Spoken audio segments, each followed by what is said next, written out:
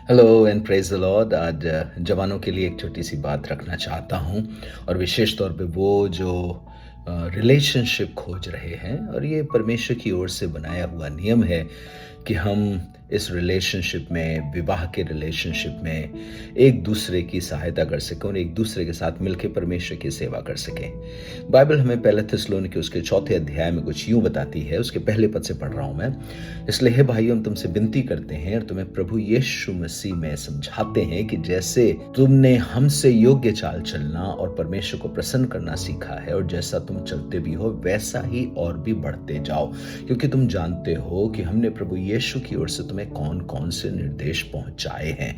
सो ये बात को कंफर्म कर रहा है कि ये प्रभु यीशु की ओर से निर्देश है। तो जवान बच्चों, ये देखिए क्या है। तीसरे पद में लिखा है, क्योंकि परमेश्वर की इच्छा ये है कि तुम पवित्र बनो और व्यभिचार से बचे रहो।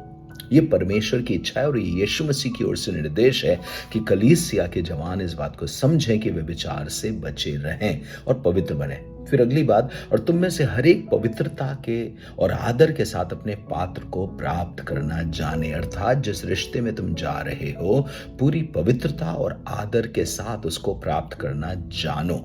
और आगे क्या लिखा है, यह काम अभिलाषा से नहीं। क्या मतलब है? और ना निजातियों के समान जो परमेश्वर को नहीं जानती।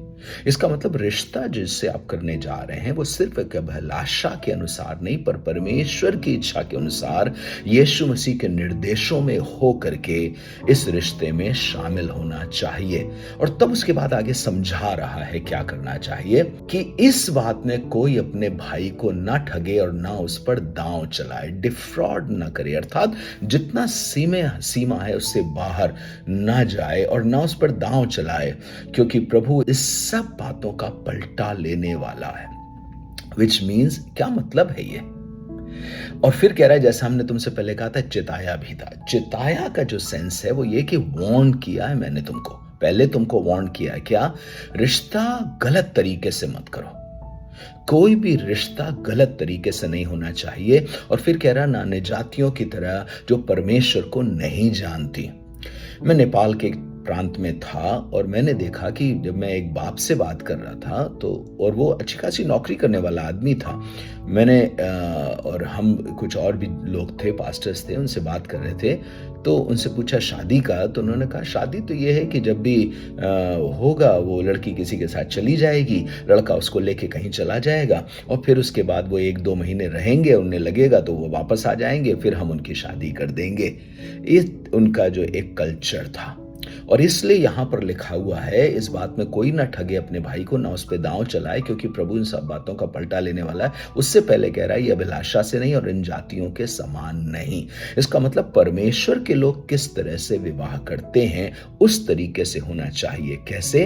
हम आशीष मांगे अपने बड़ों की, हम परमेश्वर के अनुग्रह को मांगे और परमेश्वर की इच्छा में होकर के इस काम को करें और किसी के ऊपर दांव न चलाएं, अर्थात उसको धोखा न दें, उसको हम डिफ्रॉड ना करें जितना हमारा हक है।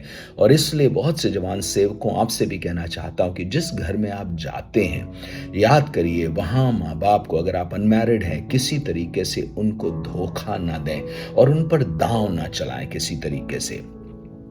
प्रभु के दास होने के नाते लोग आपकी इज्जत कर रहे हैं, पर इसका मतलब ये नहीं है कि हम किसी भी तरीके से उस अधिकार का फायदा उठा करके उन्हें डिफ्रॉड कर सकें, उन पे दांव चला सकें। हम ठग नहीं सकते किसी भी तरीके से अपने अधिकार का वो दे करके कि I am a man of God और मुझे ऐसा ही चाहिए, मुझे इसी तरीके से चाहिए। हम ये नहीं कर सकते। और फिर एक बात और कह रहा है, ये अभिलाषा से नहीं। क्या मतलब है?